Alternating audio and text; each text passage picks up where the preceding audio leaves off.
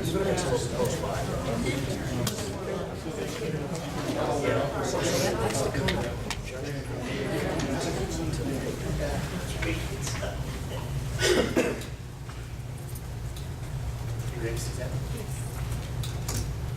the meeting back to order with item 18, section D, tag allocation and hunt committee. Commissioner and committee chairman Brad Johnston. The commission will hear a report on the committee's recent meeting. Thank you. Sorry, Vice Chair. Commissioners just fine, or just Brad. We met on Thursday night, the committee did, and prior to the committee meeting, we sent out a letter, Mr. Hoyen and I put together, soliciting public input as well as CAB input on the issue of, for lack of, maybe I can summarize, specialty tag management. How do we deal with the specialty tags, especially for bighorn sheep? We've received some comments to that. I just stressed to the CABs to try to get us your input on this, if you have any, so that we can put it in, we have it for future meetings when we consider the issues. I also received some public comment via telephone on the issue, and there's a lot of very competing views, a lot of strong feelings on this issue. So we really want to gather as much public input as we can as we evaluate that issue. So I'd stress to the CABs to make sure that you follow up on the letter that was sent out and provide any feedback. Even if it's no feedback, just let us know that you don't have a position or no stance. And I think that would be helpful, just that we know you considered it and do not have input. Also encourage any member of the public to provide their input on that issue as well. As I said, I've gotten already some very competing views on the topic. The other, we addressed 4 specific items on the tax open topic list at our meeting.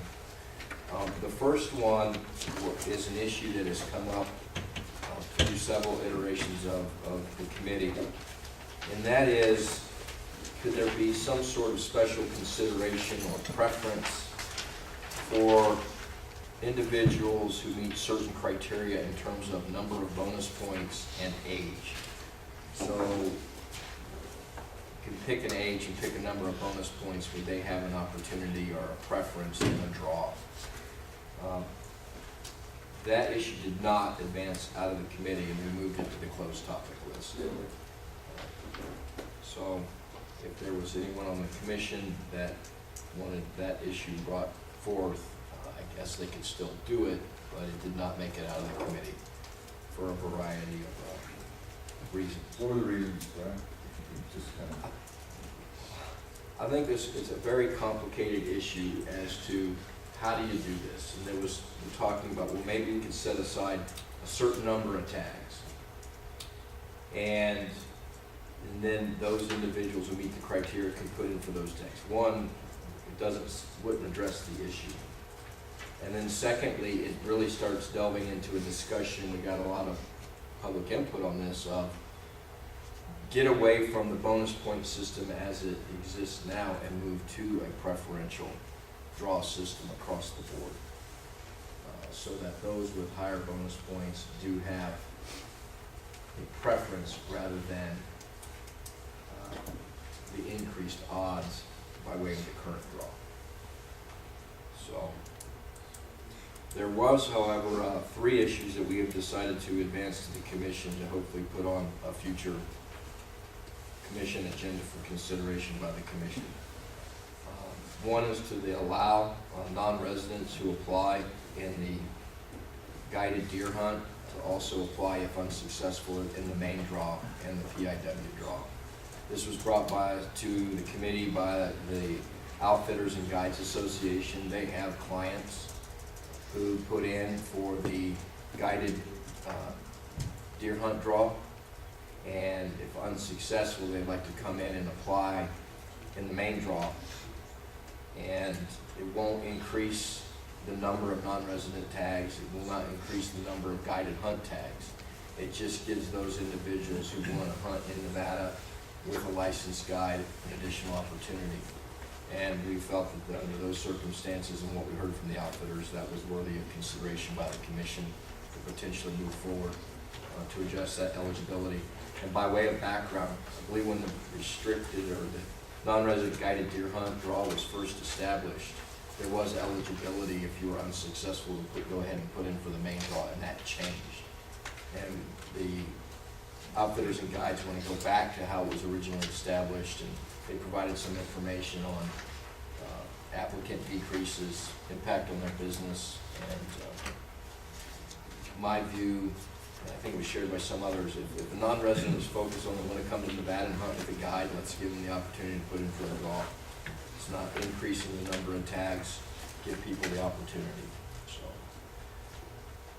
So, the additional item that we've decided to bring to the commission would be to apply, provide both spike and bull elk, if you're eligible, so that you could apply for both hunts.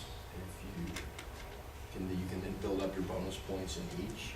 You cannot draw both tags, but it would be a situation where you put in for the regular antlered bull elk hunt, unsuccessful, potential to draw spike elk tag. If you're unsuccessful, you're getting bonus points in both, but you would not be able to draw both tags.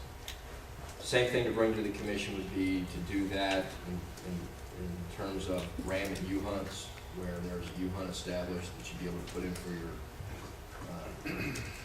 for example, your desert ram tag, and also apply for the ewe tag at the same time. And there was feelings that there might be individuals who want to put in for both, but certainly not if one renders you ineligible for the other, and it would also then allow you to build up bonus points and that. So that was, those are the three that we'd like the commission to consider at a future meeting. We also considered, and this has been lingering in the committee for a number of years, that no loss of bonus points for members of the military on active duty outside the state of Nevada. We haven't decided to bring that to the commission yet, but we are considering it, but there's some details to iron out as to how that process would work. And then one other key item that has been added to our open topic list, and I mentioned this at the ELCO meeting, was what we call the calendar of events. And this is the idea of looking at the sequence of events in terms of quota setting before your applications go in. There seems to be, it's been recognized that the idea is there, but a lot of the concern has been how would that calendar work, and would the department have sufficient amount of time to do its surveys for the quota setting, and how that timeline of events would work out. So what we're hoping to do in a future meeting is get more input from the department on that issue and work through the details, and then potentially come back with a further report to the commission as to whether or not that should or should not be considered by the full commission. There's a lot of public sentiment that would like to have the quota setting before they apply, but it's one of those things that the devil's in the details. And also you start talking about not only the department's ability to do their work for the quota setting, but then if you push back the draw, people can be drawing tags later in the year, which then puts them on the cusp of the early hunting seasons and their ability to plan. So there's a whole host of issues to look at, and whether or not it would be advisable to do it. And so we're going to consider that in more detail, working with the department, and more comments from the public. And that's all I have from TAC, unless another one of the committee members has any input, or Mr. Hoyen or Maureen, Ms. Humliger. Any questions for Vice Chairman Johnson? Commission?